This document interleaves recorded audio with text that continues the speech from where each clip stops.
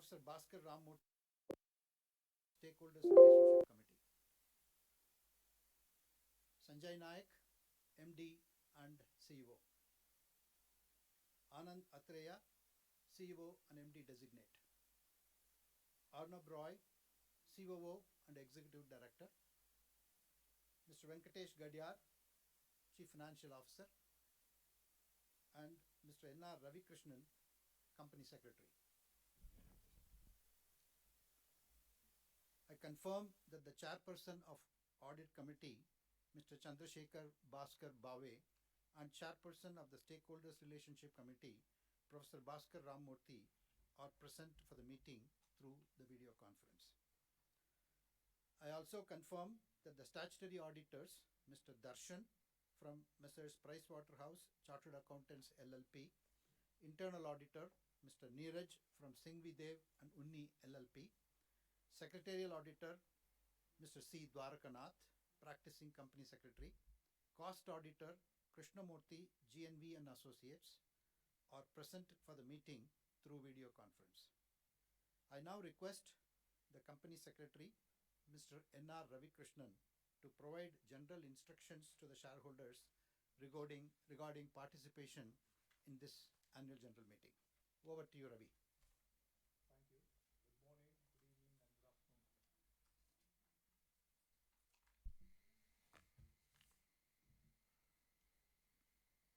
Good morning, good evening, and good afternoon. Good morning, good afternoon, and good evening, wherever you are. Shareholders may note that this annual general meeting is being held through video conference in accordance with the Companies Act and circulars issued by the Ministry of Corporate Affairs and SEBI. Facility for joining this meeting through video conference or other audio-visual means is made available for the shareholders. The company also provided web meeting on the company's website. The Register of Directors and key managerial personnel and Register of Contracts or Arrangements has been made available electronically for inspection by the shareholders during the AGM. Shareholders seeking to inspect such documents can send a request to agm@tejasnetworks.com. As the AGM is being held through video conference, the facility for appointment of proxies by the shareholders is not applicable, and hence a proxy register for inspection is not available. The company has received requests from few shareholders to register themselves as speakers at the meeting. Accordingly, the floor will be open for these shareholders to ask questions or express their views. The moderator will facilitate this session once the chairman opens the floor for question and answers. It may be noted that the company reserves the right to limit the number of shareholders asking questions depending upon the availability of the time at the AGM. The company has provided the facility to cast votes electronically on all resolutions set forth in the notice. Shareholders who have not cast their votes electronically and who are not participating in this meeting will have an opportunity to cast their votes during the meeting or through e-voting system provided by NSDL. Shareholders can click the Vote tab on the video screen to avail this feature. Shareholders are requested to refer to the instructions provided in the notice or appearing on the video conference page for a seamless participation through video conference.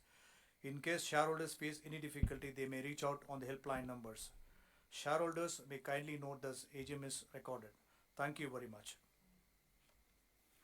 Thank you, Ravi. The company has taken all feasible efforts under the current circumstances to enable shareholders to participate through video conference and vote at the AGM. I thank all the shareholders, colleagues on the board, auditors, and the management team for joining this meeting over video conference. Thank you. I now request Mr. N. Ganapathy Subramaniam, Chairman, to address the shareholders. Over to you, sir. Dear shareholders, good afternoon. As your chairperson, I take pleasure in welcoming you all to the company's 23rd annual general meeting. On behalf of the board of directors and everyone at Tejas Networks Limited, I would like to thank you for the trust and confidence that you have placed and look forward to your continued support to the board of directors and the management. The annual report for the year ended 31st March 2023, along with the director's report and audited annual accounts of the company have been shared with you, and may I request that these be taken as read. I would now like to outline the salient aspects of your company's financial and operational performance for the financial year 2022-23. And I'll also follow it up with an overview of the overall business environment for your company. Let me first cover the performance highlights. During FY23, we successfully navigated several supply chain challenges, continued our investments in the wireless product development, and successfully participated in the proof of concept phase of BSNL 4G 5G opportunity. The summary of our financial year 23 financial performance on a consolidated basis is as follows. Net revenue was at 19.6 crores, and year-on-year growth of 67%. The loss after tax was 36.4 crores. Net working capital increased to 935 crores, mainly due to increased inventory levels. Our order book at the year end was 1,934 crores, mainly driven by optical product wins. 1,366 crores in cash and cash equivalents with no debt. During the year, we significantly expanded our manufacturing capacity by signing up 4 new EMS partners in India, so that we not only are geared to successfully execute the orders on hand, but also lay the foundation to scale our business for the coming years. Your company has also been declared eligible under the design-linked PLI scheme, and our investment outlay under this scheme for this period is expected to be 750 crores.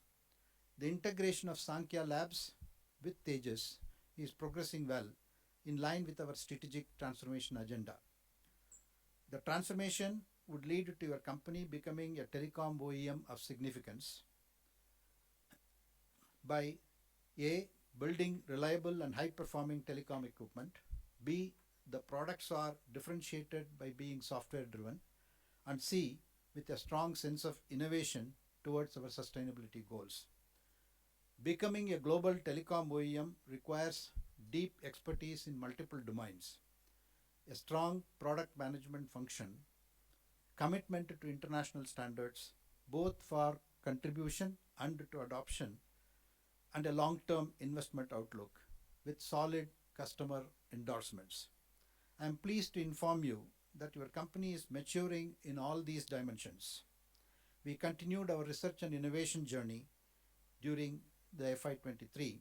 As of March 31st, 2023, Tejas and Sankhya had cumulatively filed 445 global patent applications and owned a rich portfolio of 330 plus semiconductor related IPs. You will also be happy to know that your company has developed a comprehensive portfolio of end-to-end optical, GPON and 4G, 5G products. These products have been installed internationally and have garnered numerous global awards for innovation. Our flagship product, TJ 1400 UCB, was selected as the Broadband Innovation of the Year at the 6th Mobile Breakthrough Awards in California, USA, from over 2,700 nominations. TJ 1400 UCB was also recognized as the best Made in India Telecom Innovation at the 2022 India Mobile Congress. TJ 1400 UCB is a unique product that converges multiple functions such as 4G, 5G RAN, GPON, XGS-PON, OLT for fiber broadband access, and MPLS TP/MPLS based 4G, 5G backhaul in a compact shelf. Moving on to our people and community, as an R&D driven company, hiring and retaining premier technical talent is critical to the company's long-term success.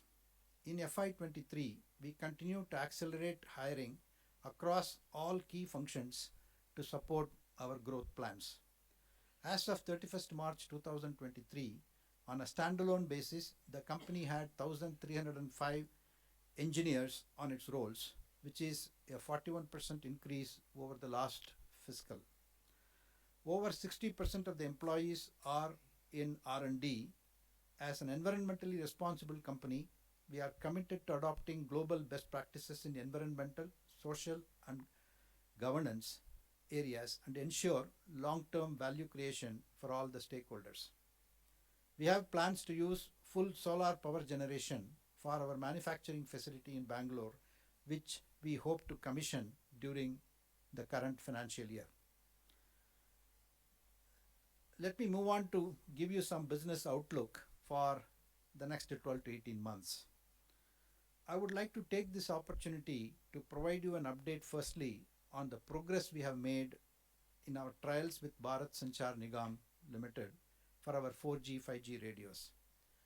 These products have undergone rigorous testing in real network environments, focusing on critical key performance indicators such as coverage, capacity, and experience.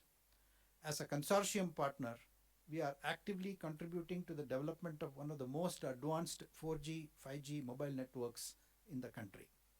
The future of networks is largely expected to be non-proprietary and programmable.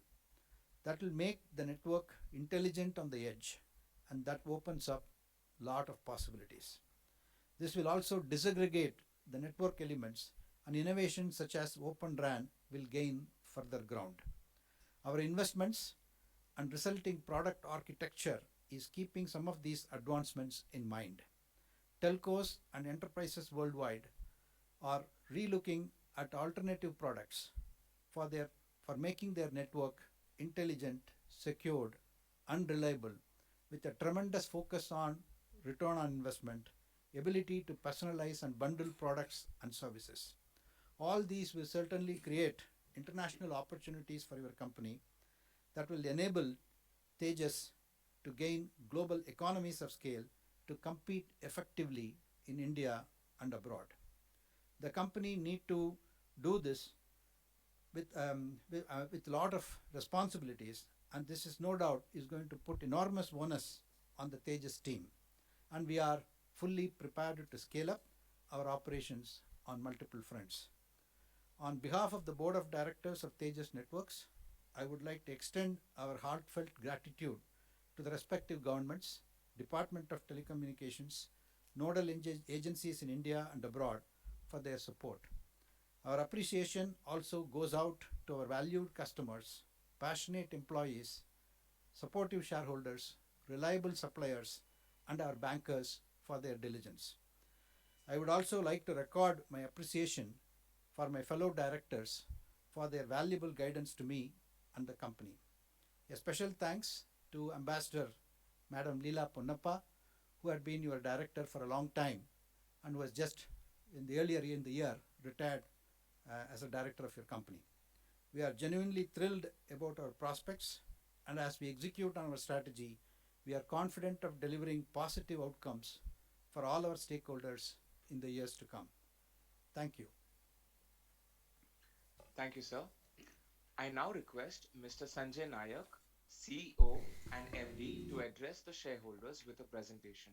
Over to you, sir. Thank you. First of all, thank you for Chairman Sir to give the overall view of the company and the future that lies ahead of us.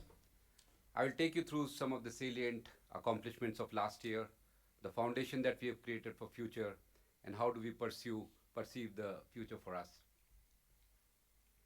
In terms of FY23, I think it was a solid year of performance. In all dimensions, I think we did very well. We had the highest ever net revenues of 920 crores, which was a year-on-year growth of 67%. And more importantly, we delivered 4 consecutive quarters of Q-on-Q as well as Y-on-Y growth. And we also successfully navigated the global chip shortage, which was affecting many players in the electronics industry.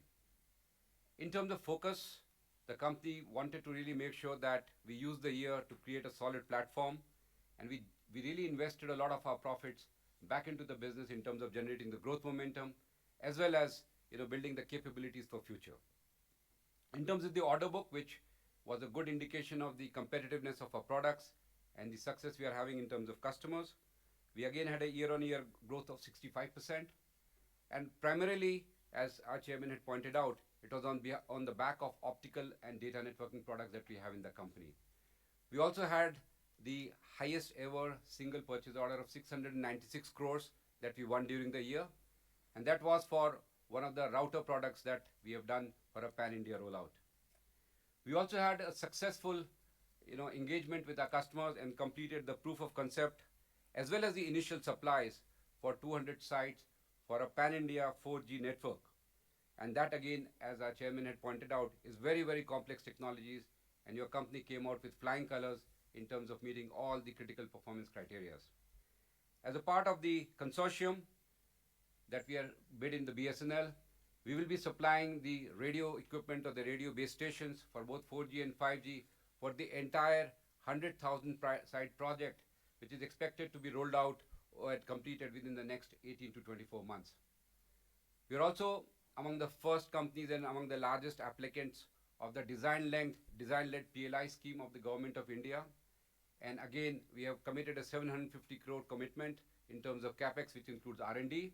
And I'm again very pleased to say that the first year criteria or the eligibility conditions for both investments as well as revenues were met by a company, and we will be applying for getting the incentives in the coming quarters. From a balance sheet perspective, thanks to the investments from the Tata Sons, which is Panatone Finvest, we have a very strong balance sheet. We have 1,306 crores of cash and cash equivalents, no debt, and that gives us a very, very solid financial foundation to be able to scale up our business and achieve the success that we're looking forward to in the coming years. So if you really see what we did at the next level in terms of commitment to the growth and commitment to the future, we really built a very solid platform for growth. Manpower, R&D, our team, our technology, that is really a core of our company. And we have really continued to invest in R&D. We now have 1,305 employees, which is a 41% year-on-year growth. And on top of that, we also have additional around 150 employees working in our subsidiary Sankhya Labs. And R&D was around 28% of our total overall expenses in terms of revenues, and which is among the highest among all listed companies in the country.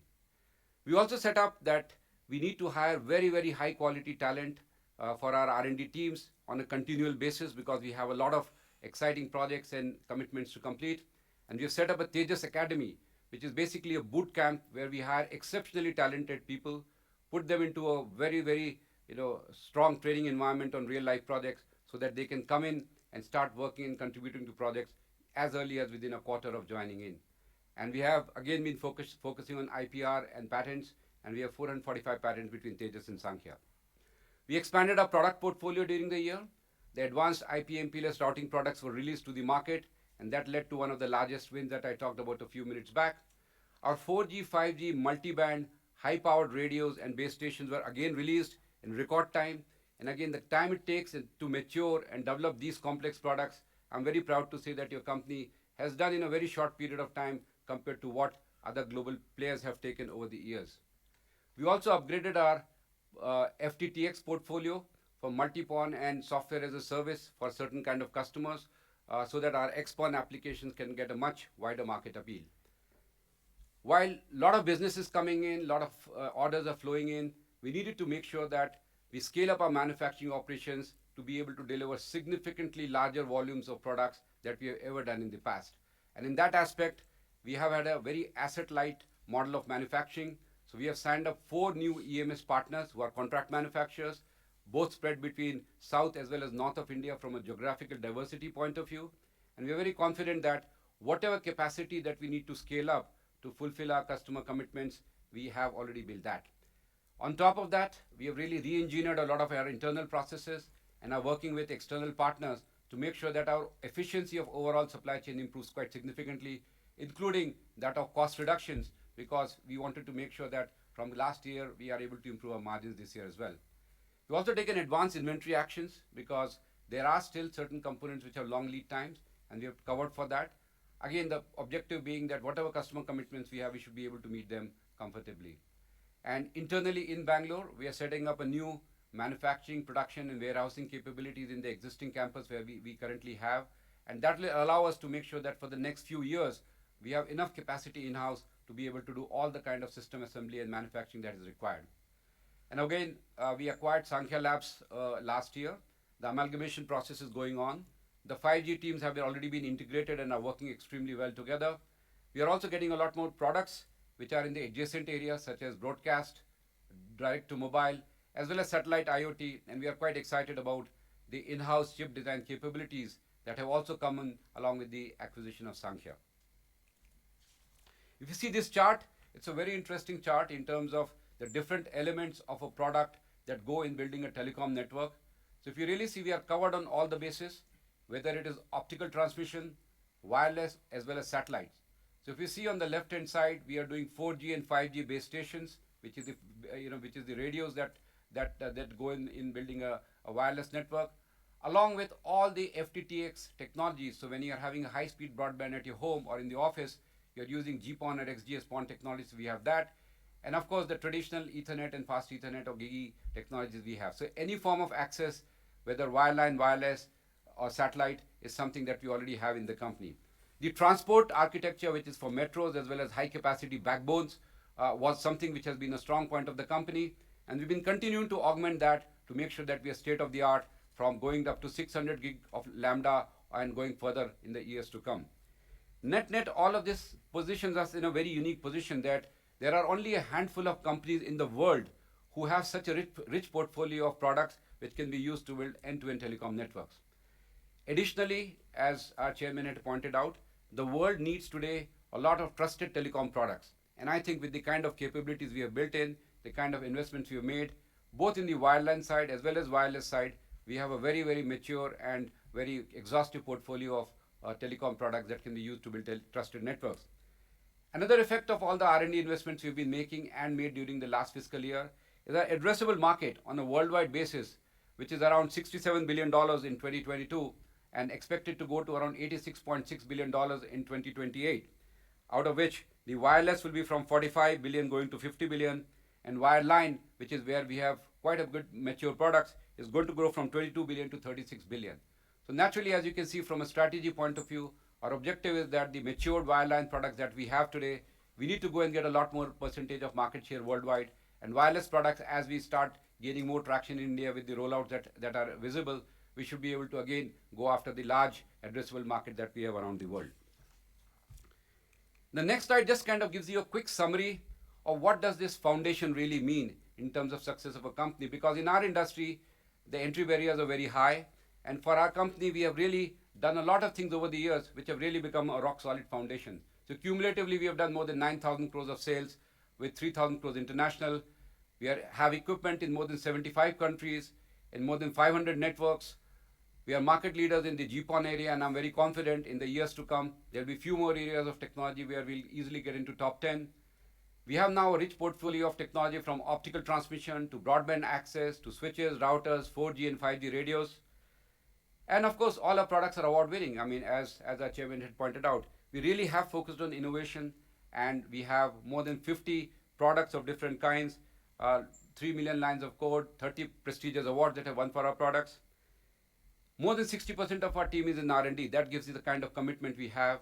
And again, by filing patents and all the things that we have, and a unique software-defined hardware architecture, which allows us to build products much faster, mature them much faster by using a common technology architecture, is something that your company has a very, very strong foundation. Our team remains our strength. And when I say our team, it's not just the R&D, but R&D, supply chain, sales, support. These are all things which are required to be a well-rounded company on a global arena. And I'm very confident that the processes and systems are in place. And from a shareholder value creation, as you know, we are the first deep tech product company which went from being a startup to an IPO. And since our IPO, our market cap has grown more than 4 times. And that again shows our commitment to building shareholder and all stakeholder value. Net, we clearly see an opportunity to build a global telecom and networking OEM from India for the world. Couple of other things, since we are talking about the world, is that it's very important for us to make sure that our brand is recognized worldwide. Customers feel comfortable doing business. Customers feel excited of doing business with a company like Tejas because of the innovation, because of the strength, because of our success in India which is probably world's toughest market in terms of winning new business. So we have been participating in all the global events and got tremendous response during the last year, whether it be the Mobile World Congress in Barcelona, the Indian Mobile Congress in New Delhi, or all the trade shows in US, Africa, and many other parts of the world. And again, in terms of awards, I think when global foundations and agencies recognize what we have done, it gives us a lot of encouragement that we are on the right track. And we really won a lot of awards, both for Tejas as well as Sankhya, from the Broadband Innovation of the Year to the Best Indian Product in Indian Mobile Congress, the Technovation Award from Indian Semiconductor Association, Telecom Person of the Year Award from Voice and Data, the Pathbreaker of the Year Award from DataQuest, and our Sankhya team also won very, very prestigious award like the Mark Richter Metal Industry Medal from ATSC Corporation in the US, the Hall of Fame 2022 from TSDSI, and the CEO Award World Marketing Congress. So this again gives us a good comfort and sense that we are all heading in the right direction, and the world is starting to look up at the potential of Tejas as a global company. In terms of the fundamental growth drivers for the business, which keep us quite excited, number one is really the 4G and 5G rollouts which are happening around the world. While India has had some success in 5G in terms of initial rollouts, I'm pretty sure that there's a long runway. There are a lot of new use cases which will come up. There are many, many other markets in the world which are starting to go on the 5G journey and finding the right use cases. And I'm very confident that our company will be ready with our products and be able to address those markets. 4G is still a very, very relevant technology for many applications around the world, and many markets are still finding that 4G is possibly a very attractive technology from getting the customer experience as well as making a financial success out of the networks. And we are very confident that in those areas, all the deployment, both from wireless side as well as the backhaul that you will need, because the amount of data that will be generated on the networks will be very high, will create a new CapEx cycle on wireline and wireless, which we are excited about. Number two, as you all know, we are all used to now getting a higher and higher amount of bandwidth at our homes and our offices, which basically creates a need for technology like GPON, which many of you have at your homes, and if not, it will be going there soon. For example, India only has less than 10 or 15% broadband penetration, and over the next few years, it is expected to go to about 30 to 35%. So that again presents a very large growth opportunity for us. The third interesting thing happening around the world, especially from an international market perspective, is what we call the rip and replace opportunity. Many countries in the Western world and many other parts of the world have realized that telecom infrastructure is a very critical asset that needs to be only built on trusted products. So there is a mandate by various governments around the world where they are asked to rip and replace equipment from certain countries and replace it by trusted telecom products. India as a country over the years has earned a lot of respect worldwide for creating such products, and we are very confident that this gives us a large customer pool in many, many markets. Another aspect where our company has been seeing a lot of success, and we are among the global leaders in this space, is the utility segments, the networks of rail, power, oil and gas, defense, smart cities, safe cities. This again, the backbone of all of these applications is a very robust and trusted telecom infrastructure. The utility networks typically are a little bit slow to move in terms of transitioning to new technologies. And again, we have all the technologies available to address this very, very high growth segments around the world. And last, and very, very important from another angle, is the home market. India is among the largest home market in the world for telecom, and the focus of government for being Atmanirbhar in telecom products is something that is very, very good for our company, and we are playing a very critical role in helping India achieve the mission of being Atmanirbhar in terms of telecom products. In terms of the big picture and the strategy, and this is something we have been sharing. So our vision is very simple: to create a global scale telecom and networking product company from India. There are three pillars of our strategy. First is the products. We have to create state-of-the-art products for building end-to-end networks, whether we do it with augmentation of in-house talent or through external acquisition. Both of those options we have been doing and will continue to do so. Sales strategy, we got to use the India's large home market, and we have seen around the world all successful global OEMs over the last 25 years have leveraged their home market success to go global. And I think with we being in India and getting the economies of scale is something that we are very excited about, and we are well on track to achieve that. International markets, I already talked about that there's a market pull for trusted telecom products, and we have a very wide range of products that can help us achieve that. And last part of the strategy is really to have rock solid operational capabilities. We should be able to manufacture at scale, at cost, with highest quality and in time. And the schemes like PLI scheme that we have from Government of India definitely makes us a lot more competitive in terms of manufacturing within the country. And we believe that we have made enough investments and will continue to do so, both in terms of facilities, people, processes, so that we are able to scale up and do that. So in terms of our FY24 goals, we really want to make sure that we execute on the significant portion of the order book that we started the year with. We are already seeing a lot of new orders, especially for the BSNL Pan India 4G network, which will again be rolled out in the next 18 to 24 months.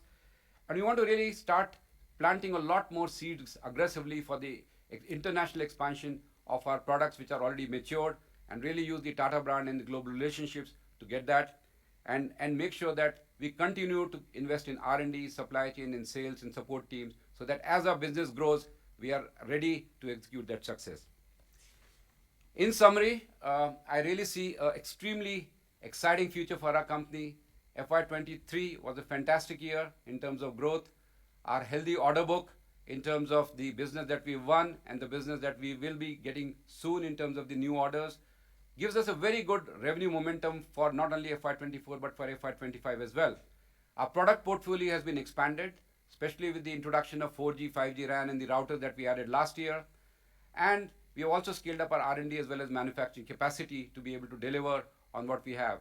And last but not the least, you need a lot of cash and strong balance sheet to do that. And we have already got that with the association and the investment from the Tata Sons and Tata Group. And I'm again very happy to say that, as you may have heard and seen, I have also announced my retirement from the board of the company. But this transition has been very smooth. Over the last 1 quarter, I've been working with Anand, who has joined us on April 1. And we are trying to make sure that the transition of the company, the leadership happens very smoothly. And at this point in time, I also want to thank all the investors, all the shareholders, all the board of directors, current as well as past, all the employees, management, everybody that I've worked with, and everybody who has put a lot of trust and confidence in me. And it's been a pride and a privilege to lead Tejas over the last 23 years. And under the able guidance of the Tata Group, led by our chairman, NGS, I'm very, very excited, confident that our company is poised for a lot of success and a lot of growth, and we will become an iconic company in the times to come. And we will clearly make sure that from India, we created a world-class OEM, which is not just successful for India, but for the world. Thank you very much. Thank you, Sanjay, for a comprehensive coverage on the company's performance, strategy, vision, and the goals that you have set for us for FY24. On behalf of my fellow directors and everyone at Tejas and our shareholders, I would like to take this opportunity to recognize the outstanding contribution made by Mr. Sanjay Nayak during his tenure of 23 years with Tejas Networks. And on the same count, I also take the opportunity to welcome Anand Atreya as someone who is stepping into Sanjay's shoes with your consent, with your concurrence and approvals. All the best to both of them for their future. I now request Ravi, Company Secretary, to provide a summary of the auditor's report. The statutory auditors, Mrs. Pricewaterhouse Chartered Accountants LLP and Secretary Auditors, C. Dwaranath, has expressed unqualified opinion in respected audit reports for the finance. The statutory auditors, Mrs. Pricewaterhouse Chartered Accountants LLP, and the Secretarial Auditors, Mr. C. Dwaranath, Practicing Company Secretary, has expressed unqualified opinion in the respective audit reports for the financial year 2022-23. There were no qualifications, observations, or adverse comments on the financial statements on matters which have any material bearing on the functioning of the company. The statutory auditor's report on standalone financial statements and consolidated financial statements are available in the annual report. The Secretarial Audit Report is also enclosed as Annexure 5 to the Board's report of the annual report. Thank you, Mr. Chairman. Thank you, Ravi. As the notice is already circulated to all the shareholders, with the consent of the shareholders, I take the notice convening the meeting as read. Before we proceed, I am pleased to bring to your notice that, as required under the Companies Act 2013, the company had provided you all the facility to cast your vote electronically on all resolutions set forth in the notice. Shareholders who have not cast their vote electronically and who are participating in this meeting will have an opportunity to cast your votes through the e-voting system provided by NSDL. Shareholders may please note that there will be no voting by show of hands. Further, shareholders can seek clarifications and/or offer comments on items of business, if any. The results of the AGM resolutions shall be declared not later than 2 working days from the conclusion of the AGM of the company. We now take up the resolutions as set forth in the notice. The floor will be open for any questions by shareholders after all the resolutions are tabled. We now take up the resolutions as set forth in the notice. The floor will be open for any questions by the shareholders after all the resolutions are tabled. Item number 1, adoption of audited standalone financial statements. The audited standalone financial statements of the company for the financial year ended 31st March 2023, together with the reports of the Board of Directors and auditors thereon. Item number 2, adoption of audited consolidated financial statements. The audited consolidated financial statements of the company and its subsidiaries for the financial year ended March 31st, 2023, together with the report of the auditors thereon. May I request my fellow director, Professor Bhaskar Ramamurthy, to call out the item number 3, please. Thank you. Item number 3, appointment of N. Ganapathy Subramanian, the DIN number 07006215, as the director liable to retire by rotation of the company. Thank you, Professor Ramamurthy. Item number 4, appointment of Alice G. Vaidyan, DIN 07394437, as a non-executive independent director of the company. Item number 5, appointment of Mr. Anand S. Athreya, DIN 10118880, as the director of the company. Item number 6, appointment of Anand S. Athreya, DIN 10118880, as executive director, managing director and CEO designate from April 21st, 2023 to June 20th, 2023, and as managing director and CEO from June 21st, 2023 till April 20th, 2028. Item number 7, material related party transactions with Tata Communications Limited, a related party of the company.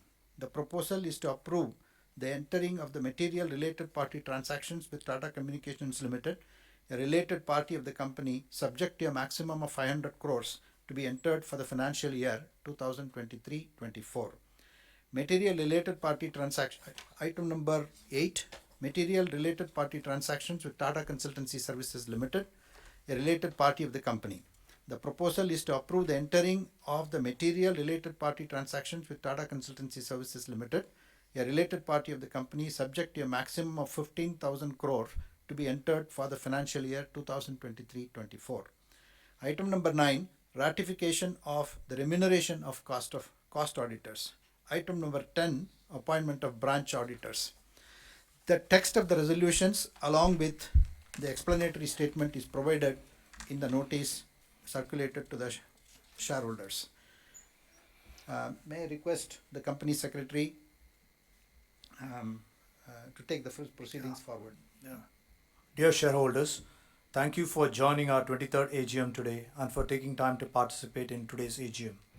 Before we go live with the question and answer session, here are some points to note for your convenience.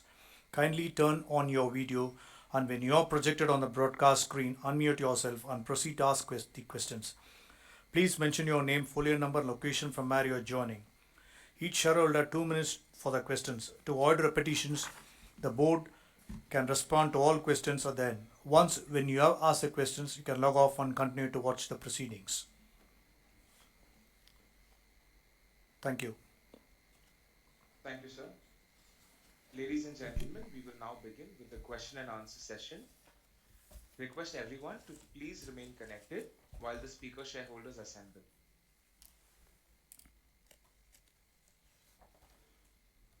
We take the first question from speaker shareholder Mr. Arun Kumar Bupana. We request you to accept the prompt on your screen and unmute your audio and video, and you may proceed with your question.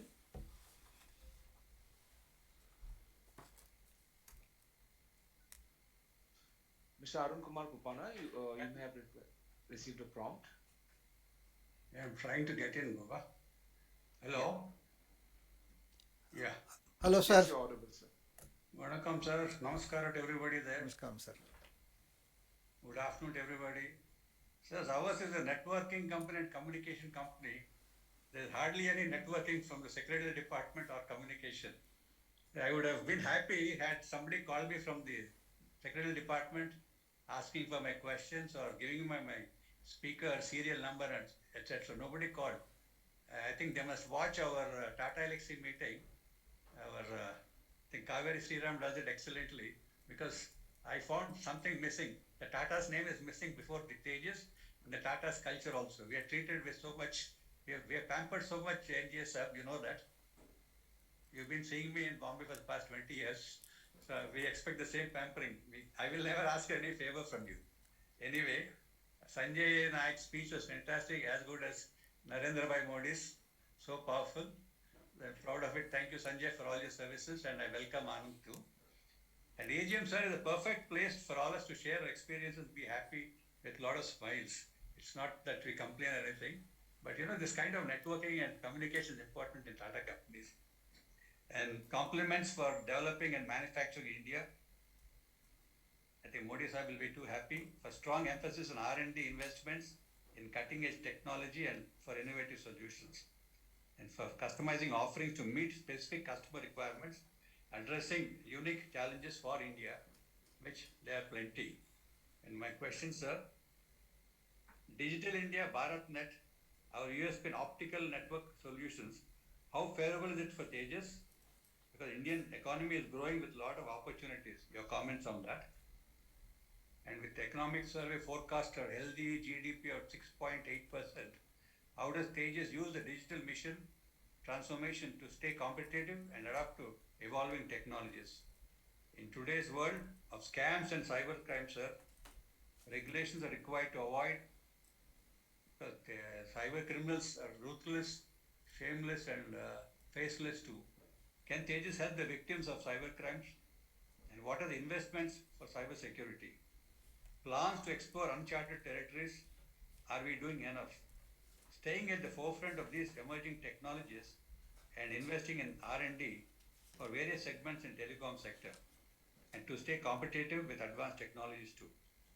How does Tejas use AI, machine learning, 5G for intelligent solutions across businesses? What are Tejas plans in emerging markets such as Southeast Asia, Africa, etc.? What are Tejas plans for skill mismatch?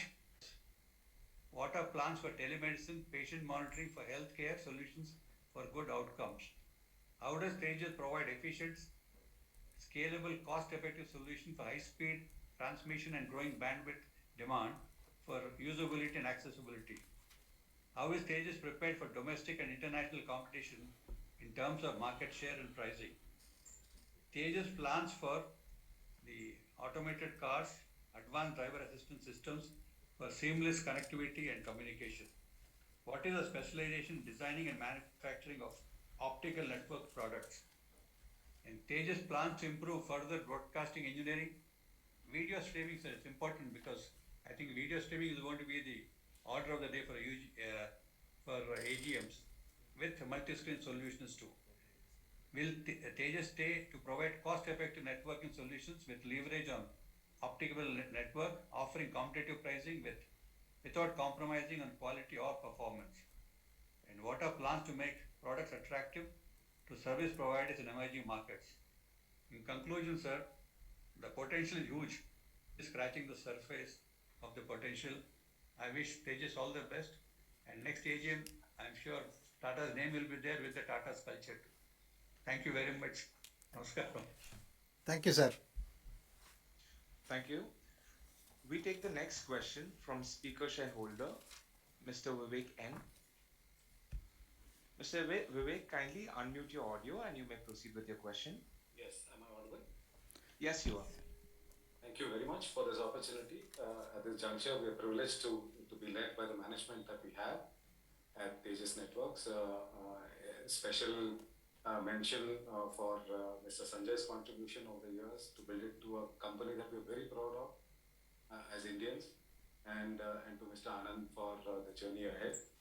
Uh, I'd like to address Mr. NGS. Your statements are always a rallying call for what this company and this industry should be for India. You mentioned that we would like to see this company, Tejas, as a top 5 company globally in the OEM, telecom OEM space. Sir, with the kind of transformation projects that we have won at BSNL, which will change the face of India, we have this huge tailwind of business. But going forward, how do you see the balance between government projects like BSNL and the corporate kind of projects that we have, both domestic and international? Further, are we looking to actively back customers only after the rollout of the BSNL 4G, 5G, or will it be parallel? And if you can give us a sense of the roadmap of revenue for what we see right now, we are close to being a billion-dollar top-line company in the next 2 years, thanks to the BSNL project. But if you want to be a top 4 or 5 company, which is around 14 to $15 billion company, where do you see that scaling coming from, and what should we as supporters of the company expect to look forward to? All the very best to the team at Tejas. Thank you. Thank you, Mr. Vivek. Thank you. Our next speaker member, Mr. Sadanand Sastri, who had registered to ask a question. However, he is not connected. So we move to our next speaker shareholder, Mr. Ramasamy Vasudev. So we request you to kindly accept the prompt on your screen. You may unmute your audio and video and you may proceed with your question.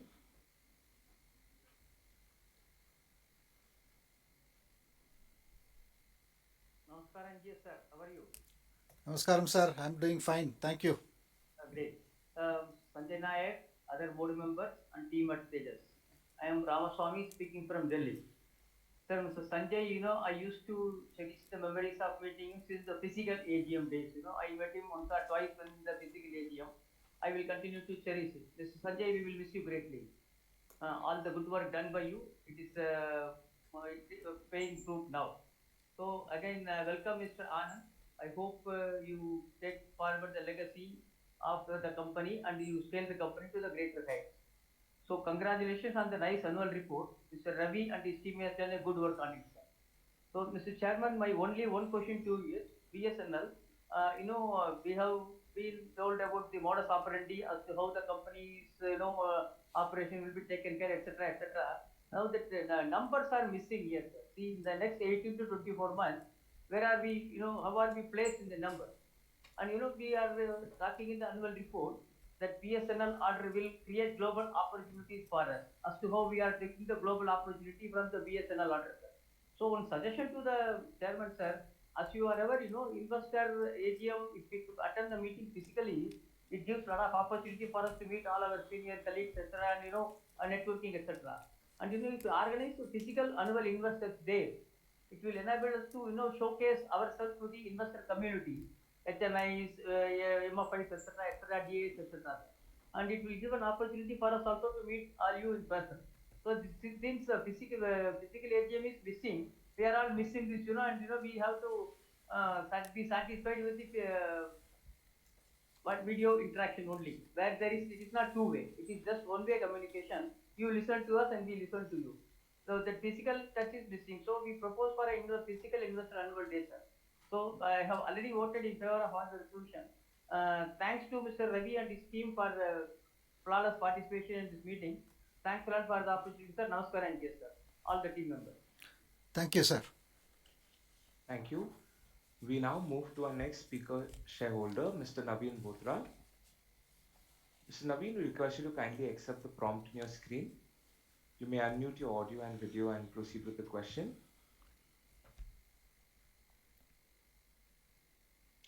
Mr. Naveen Bothra, you may have received a prompt on your screen. Yes, sir. Yeah. You're audible. Yes, sir. Yes. Very warm wishes and greetings to our respected Chairman NGA sir, MD and CEO Mr. Sanjay Nayak, and Lakshmi sir, and other distinguished board members and management team of Tejas. Naveen Bothra attending this virtual 23rd AGM virtually from Delhi.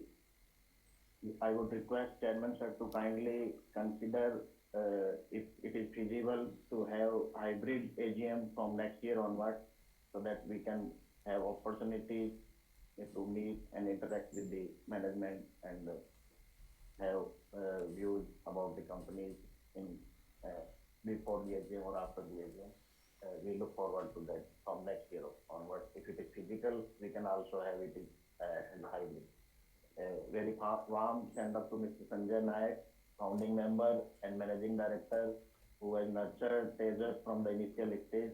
You were always available to investors, Sanjay sir, and we will miss you. It is our pleasure to welcome our incoming CEO and MD, Mr. Anand. Anand at Tejas. Welcome, Mr. Anand, to Tejas family. A long way to go. First of all, I would like to congratulate the team Tejas, led by Mr. Sanjay Nayak, under your able guidance, Chairman sir, for getting the prestigious large order along with TCS from the BCNL for powering the one of the most modern 4G, 5G networks in the country, and on the solid operational performance for the financial year ended FY 22-23 with highest ever order book and also for various awards and accolades won and received during the year. Just in lighter vein, ye dil mange more. Sir, I have the following points for your consideration. Since you have already in your chairmanship speech, as well as Mr. Sanjay has outlined in his presentation quite comprehensively about the strategy to be a global telecom and networking product company, I would not like to repeat this query and will come to the next one about the Sankhya Lab. Sankhya Lab, kudos to team at Sankhya for winning the prestigious ATSC Research Medal Award recently for our pioneering D2M solution. Congratulations to team Sankhya. Sir, my curiosity remains around the Sankhya's product of D2M solution. We are doing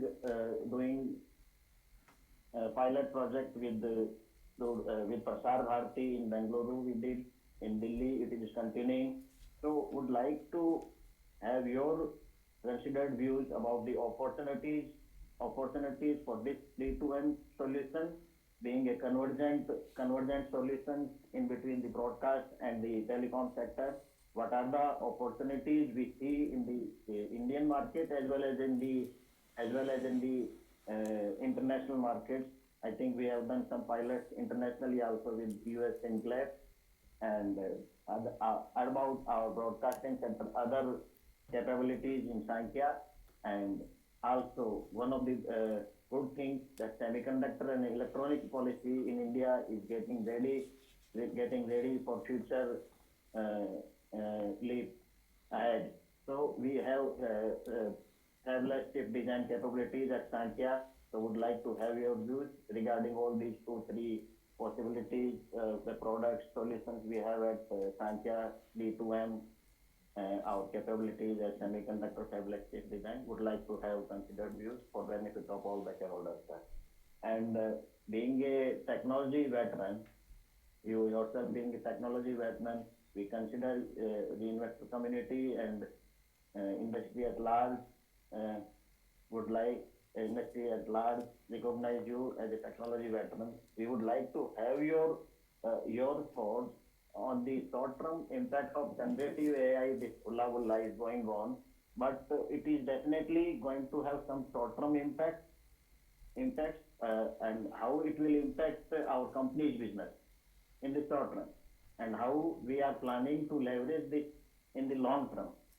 Does this mean that since generative AI will need huge lot of training, lot of models are coming, and this will need huge processing power also. So for as a company being in the telecom equipment and networking products company, what are the positive impacts it will create for us, new opportunities? Would like to have your views, sir. Just to conclude, I wish the management team all the very best in the coming times ahead. I have already voted in favor of all the 10 resolutions and also propose a vote of thanks to the board. Thanks to Mr. Ravi Krishnan, our company secretary, and IR team for smoothly coordinating this flawless participation in the meeting. Thank you very much, sir. Thank you. Thank you, Mr. Botra. Thank you so much. We now move to our next speaker member, Ms. Celestine Elizabeth Mascarenes. We ask you to accept the prompt on your screen. May unmute your audio and video and you can proceed with your question.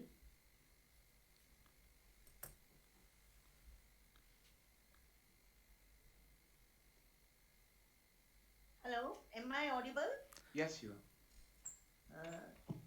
Respected Chairman, other members of the board, my fellow shareholders, I am Mrs. C. Mascarenas. I am speaking from Mumbai. First of all, I thank the secretarial team for sending me an e-annual report, but I would have been very happy if I would get a physical report because the lot of things I was just going on the screen and many times my eyes started watering. So if it is possible, please send me a physical copy because this company looks very, very interesting to me among all the Tata groups, which is acquired recently. This is the young baby of the Tatas. And I wish to see next time, or at least on the 25th AGM, that it should be Tata Tejas, you know. I hope I can see such a name. Anyway, it's the board's decision. I also like the way Sanjay Nair did the presentation, which was really excellent. And if you could send on my email that presentation, it would enlighten more on this, on what is happening on sort of telecom and all.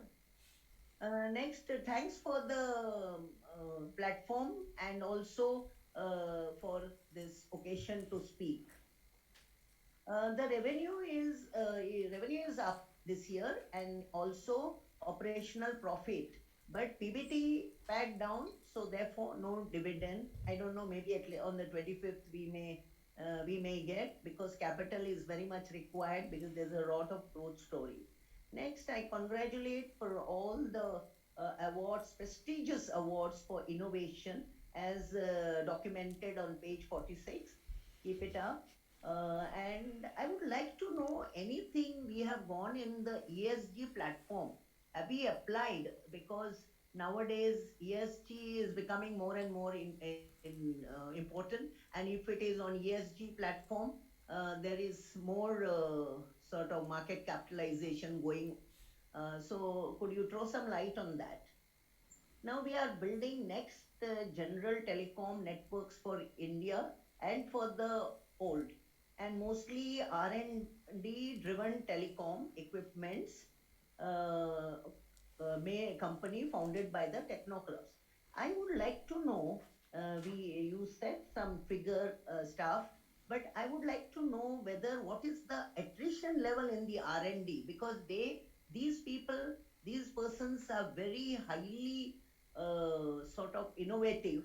So if you could throw some light on the attrition level.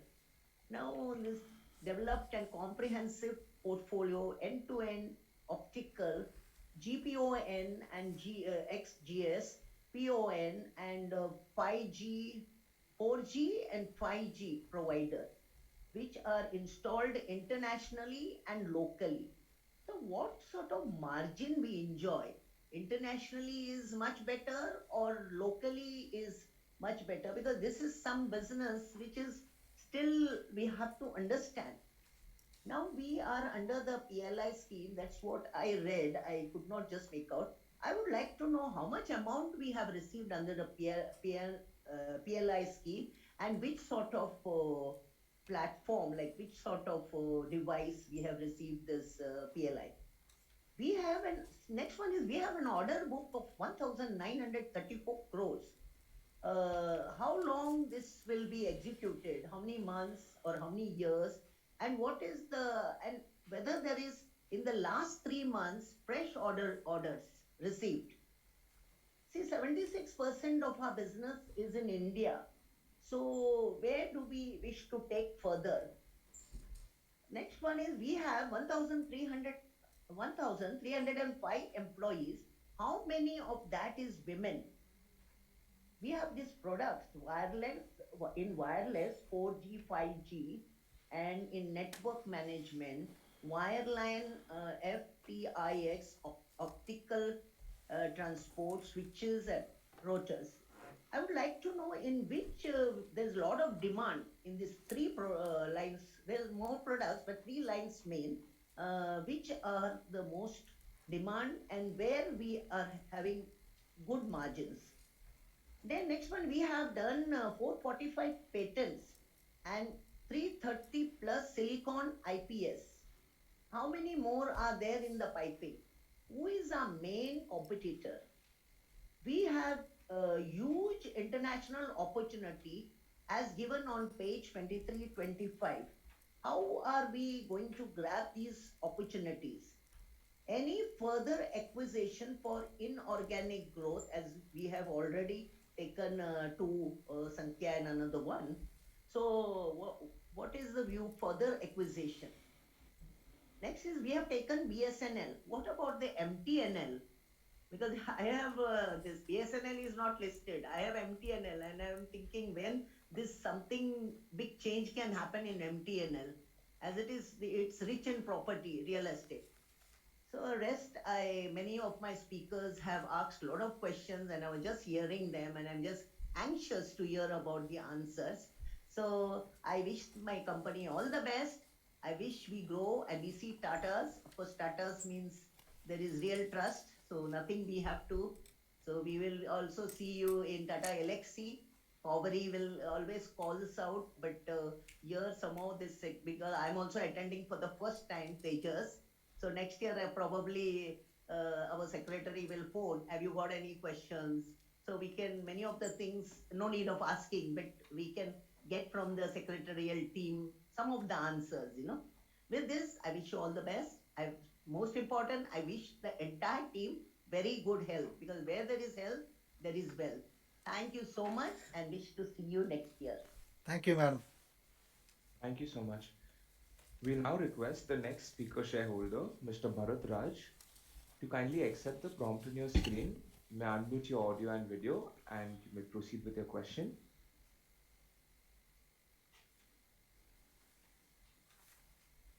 Mr. Bharat Raj, kindly unmute your audio and video and proceed with your question.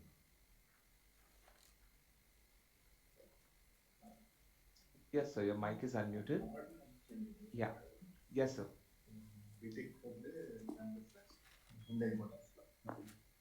Hello. Earlier, yeah, Chairman, I'm audible, Chairman. Yes, sir. Yes, but his audio is not very clear.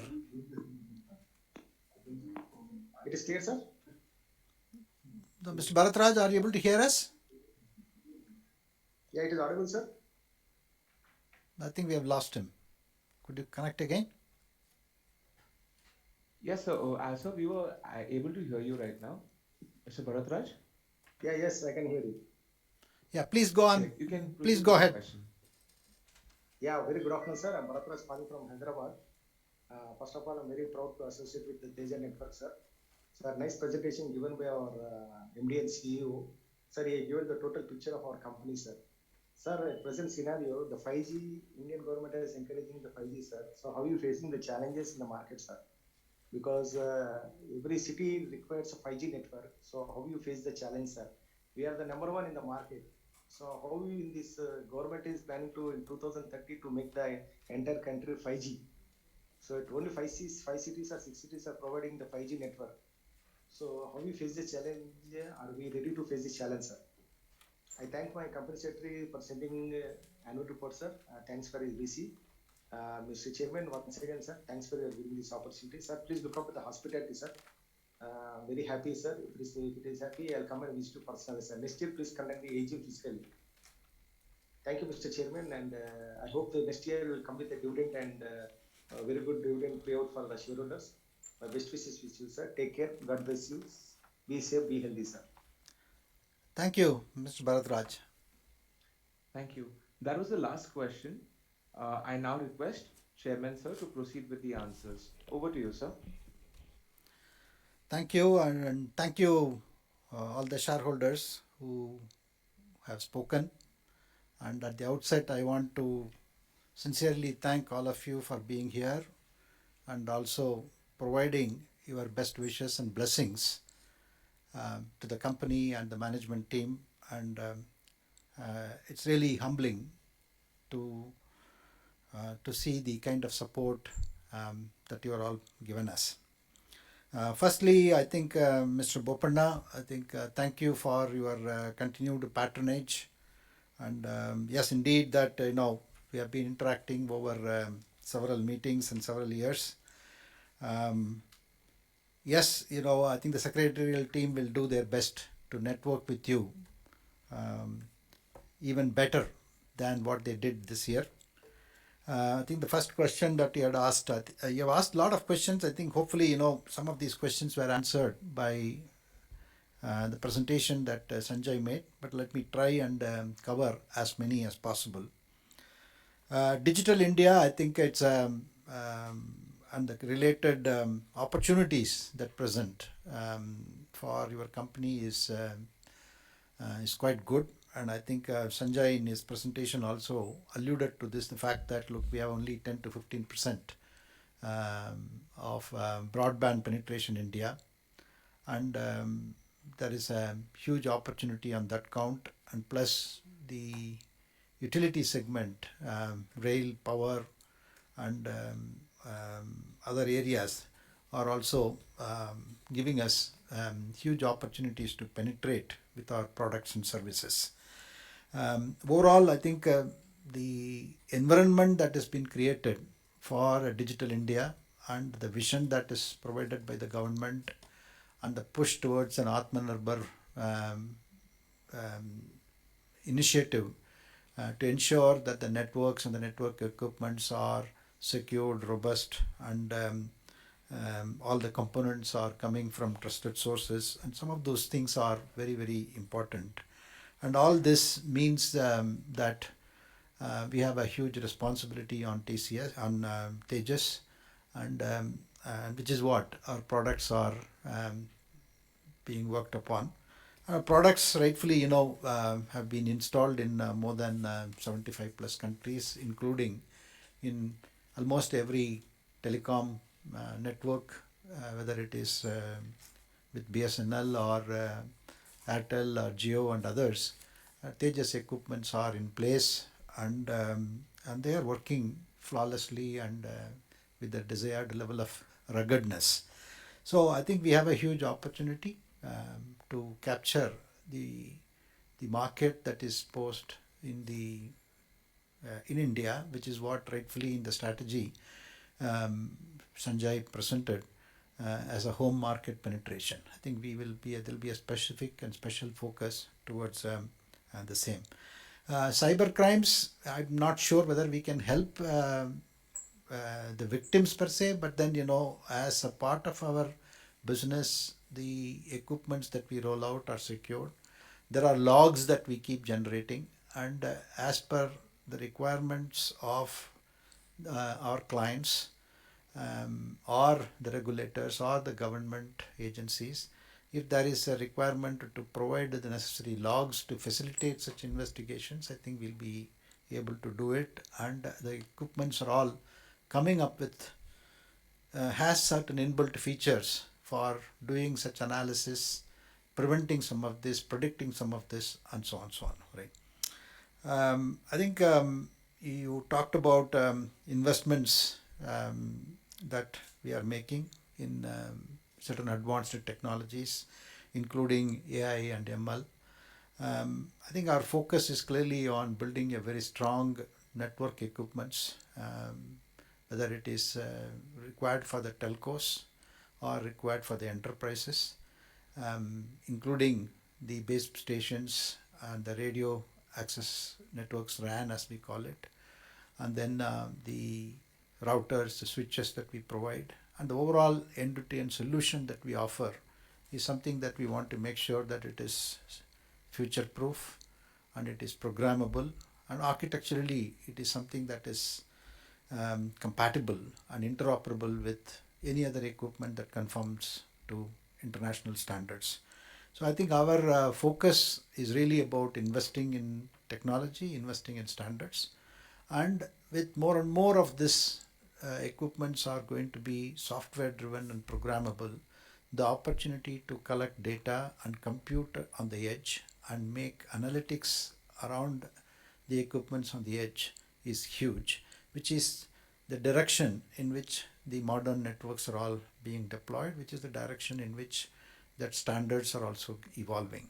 So at Tejas, I think we have built certain capabilities on the edge in terms of our equipments that we deploy into the network, and we provide those feeds into tools which are really capable of performing such analytics in terms of optimizing the network and making sure the network itself is composed as required by the network provider.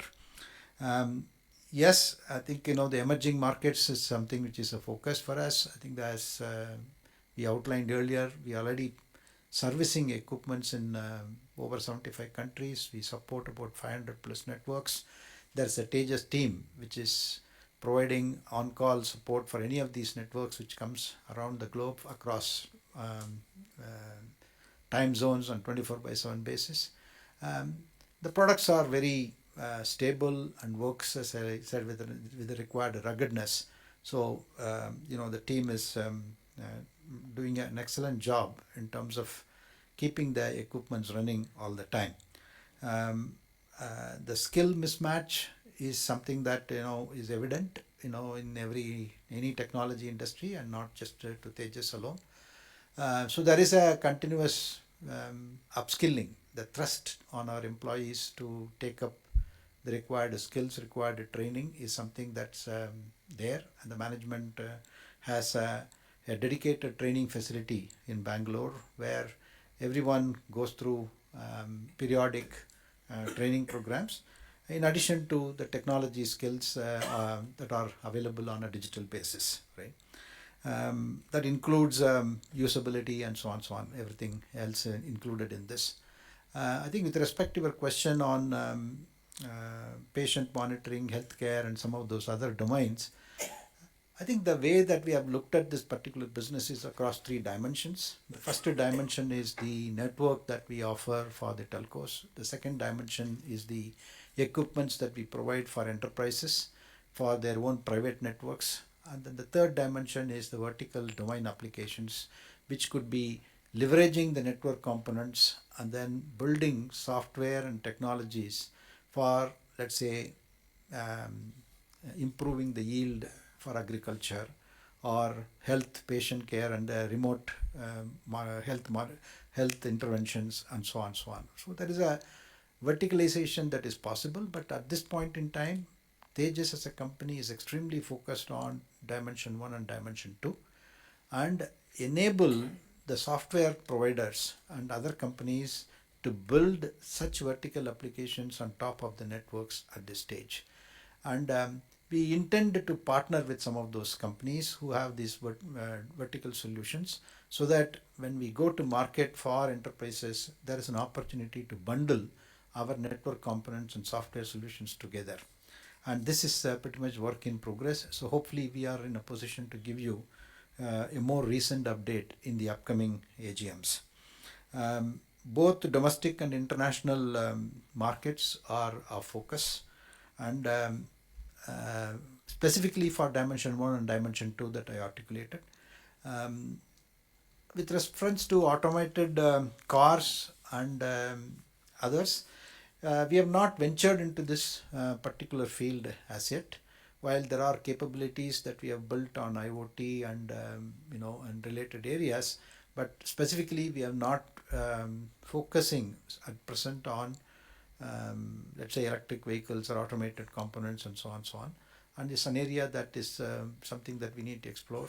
But I think we have got enough things on our hand to ensure that the equipments that we provide for 4G, 5G, and looking into the 6G, there is a solid amount of heavy lifting that the company has to do, both in terms of building products, testing it, and branding it, and taking it to market.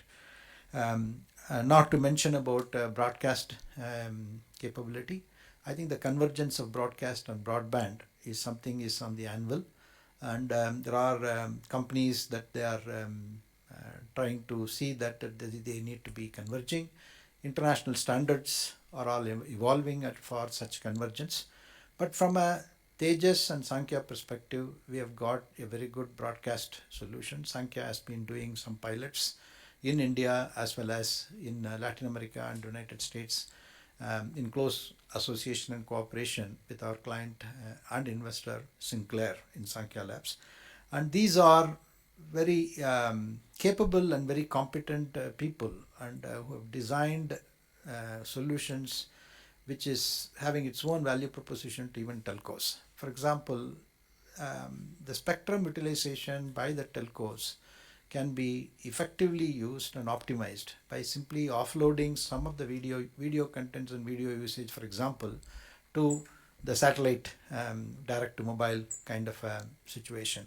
So these are still under discussions. Regulations need to evolve in many countries, including India, and we are closely watching this space, and we are working with all the stakeholders to see how convergence can lead to better digital inclusion and in India as well as elsewhere, right? So clearly, we have to make our products attractive, we have to make our products compliant, and we have to be leaning forward and ensuring that we set the standards and define the standards, contribute to the standards both regionally and internationally, and making our products compliant, right? So thank you for asking such a very comprehensive list of questions, and I think it also gave us a feeling that we are doing a lot of work, right? And second is Vivek, Mr. Vivek, thank you for your question. I think you used the word headwind and tailwind. I think that's the right way to put it. It's just not the tailwind that we have with BSNL. We also have the headwind because it's a very huge responsibility, huge opportunity, lot of work involved in rolling out a pan-India basis, the 4G, 5G network, right? I think it's the BSNL is looking at deploying over 100,000 sites in which the 4G and 5G networks will have to be made available, and that work has just commenced. And the BSNL as such has delivered the advanced purchase order for the TCS-led consortium in which your company is a member, and the next 12, 18, 24 months is what we have to clearly work with BSNL and also manufacture the radios in the required band and in required quantities and with the required quality, and ensure that the whole network is rolled out, planned. And I think there is work has just commenced in all that front. We are working very closely with BSNL in making that possible. Now, with respect to 4G, 5G penetration across India is the responsibility of not just the BSNL but other telcos and operators, and I think there's a huge opportunity for your company to provide equipments. And the second question you have asked for is also as if you have to become a top 5 telcos company, and you talked about revenues, but I think in terms of product capabilities is the other thing. And by looking at BSNL, I think if we successfully execute BSNL, it's a huge reference in terms of I think there are not many networks across the world which has such a deep penetration in and deep volumes, very high volumes, connect, and then the complexities of both voice, data, and everything else, right? So I think that gives the license for Tejas to go and truly claim its place in the international market. And I think there was also another question with which maybe I'll answer it there related to this. But I think overall, it's a great opportunity for the company, and we are staying focused in making sure that the products are compliant, products are attractive, competitive, and of superior quality, so that we take Tejas to where it truly belongs. The next question was from Mr. Ramaswamy Vasudev. Thank you, sir. Thank you for asking the questions. I think, your suggestion on physical annual investor day is appreciated. I think we used to do it, and I think we have done more so on a one-on-one or a remote basis during the last 2-3 years owing to the pandemic. We take forward your suggestions, and we hope to conduct a physical annual investor day in the near future. In terms of the revenue profile and how it will happen, for BSNL over the next 18 to 24 months, it's still work in progress for us. We are awaiting the detailed purchase orders from BSNL to the consortium, and then consortium to the Tejas, and we started to put some plans on this, but as more things we get to know about it, we will surely share some of those things in our quarterly results as we speak. The next one, shareholder Mr. Naveen Botra. Again, thank you, sir. You have been a tremendous source of support, motivation for us. You keep calling us whenever you are in Bangalore. You try to meet with us, and so your support and your words of during our interactions, the insights that you give us are extremely valuable. We really appreciate that. We also miss some of the physical AGMs, and we hope that we can do it as a physical AGM or a hybrid AGM next year. But we will see how it turns out, and then and we really look forward to seeing some of you in person as well. The Sankhya Labs project, pilot project that you alluded to on satellite communications and direct to mobile, is progressing well, both with Prasar Bharati as well as in other countries, as I mentioned. But then these are new areas, standards are evolving, and the ATSC 3.0 standards is something in which, that Sankhya Labs, the work that they have done is extremely interesting. And they also won an award, I think, earlier this week for the innovation that they have achieved in adopting ATSC and supporting ATSC 3.0 standards in their solution as well as in the chipsets. So as I mentioned, that the broadband convergence is emerging, and there's an opportunity, and I think all the stakeholders have to come together, including regulators. On that basis, we will see how this particular business pans out. But I can assure you that both Tejas Networks and Sankhya Labs are extremely well positioned to leverage such opportunities that will emerge both in emerging and established countries. And you also talked about Fabless, the chip design capability that Sankhya has. Yes, indeed, they have a very good capability in designing chips, and they have they've produced 3 or 4 generations of the chip that they called as Himalaya chip, as the brand in which they launch it. It is very promising, and they have used those chips in producing some of those solutions, specifically satellite IoT based solutions, and so on and so on. Now we at Tejas, we are also looking at the possibility of embracing that chips or enhancing that chip to the needs of the 5G radios and 6G radios as we embark on our product development. And I think that's a natural synergy that we will have to establish, and also work with other enterprises and other use cases where such a chip and and the differentiated chip it has in terms of a lower power consumptions and so on, is something that that it has some certain applicabilities.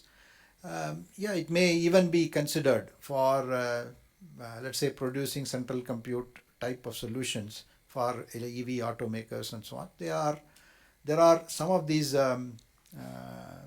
pointers are there, which we have to see whether we want to go in that direction or clearly focus on the chip development itself, specifically for benefiting Tejas in terms of the 5G, 6G. In which case, that will be certainly be a priority. Generative AI is a very fast evolving thing, sir, and I don't want to express anything loosely on this. And there have been a lot of news items, a lot of people have commented on it. But sufficient to say that it is going to be create enormous opportunities for improving one's efficiencies, one's effectiveness, both internally and externally. There's going to be a huge amount of learning for us. But at any point in time, whatever we use generative AI for, we as an organization or I as an individual, we need to be on control of what I'm going to be using and how that is going to be put to use responsibly. And I think there is a lot of work that is going on. A lot of people have talked about it for wide consumer usage and enterprise usage. And it'll be interesting to see how the enterprise usage is evolving and what kind of competitive pricing mechanisms that will emerge for these generative AI tools before it becomes mainstream in terms of enterprises.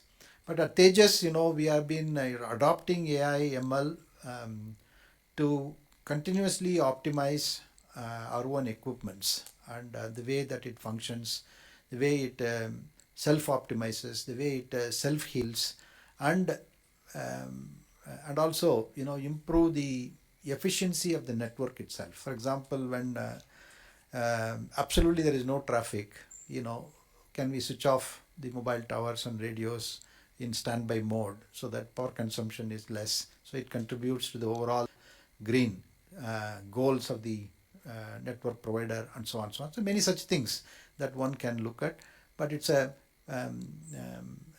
all work in progress. Some are rolled out, but architecturally the equipments are enabled with the required level of AI and ML and to an extent deep learning as we proceed in this direction, right?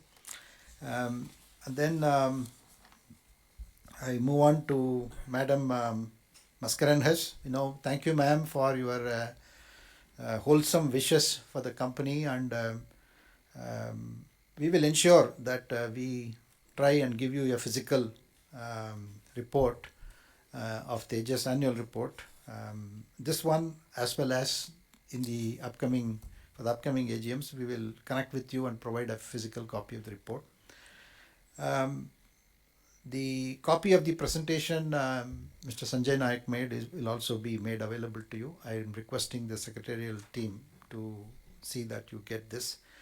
The sustainability and agenda and sustainability goals that you had asked for, a lot of things, work is going on, ma'am. It's still work in progress. As we outlined briefly, we want to make sure that to begin with,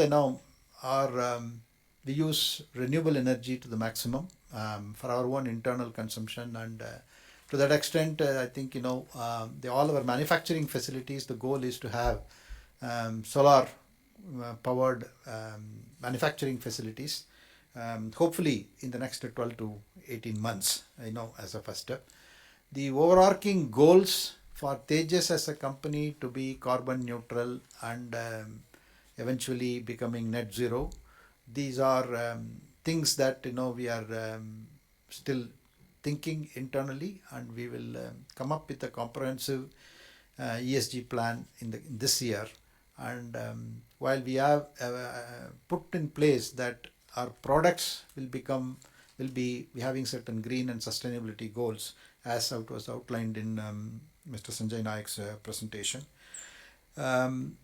I think the woman employees percentage is So it's around 200 out of the 1300, which is Yeah. around 17-18%. Yeah, it's about 17-18% is what we have as out of the 1,305 employees we have.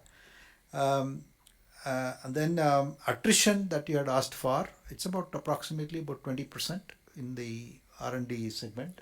Actually, last year the R&D attrition came down to 15%. Okay. Overall was around 20. Overall, it's around 20%. R&D, it's about 15%. Overall, it's about 20%. Thank you, Sanjay.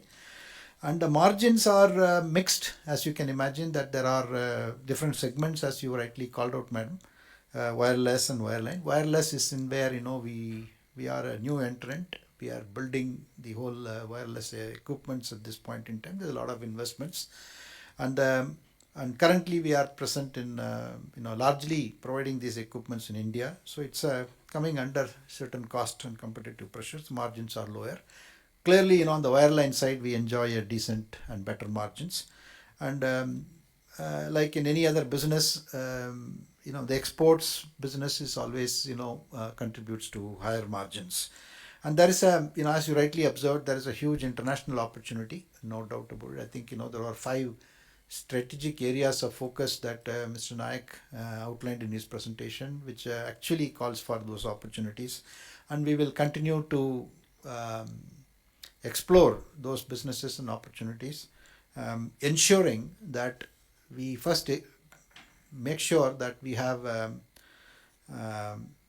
all what it takes, both in terms of resources and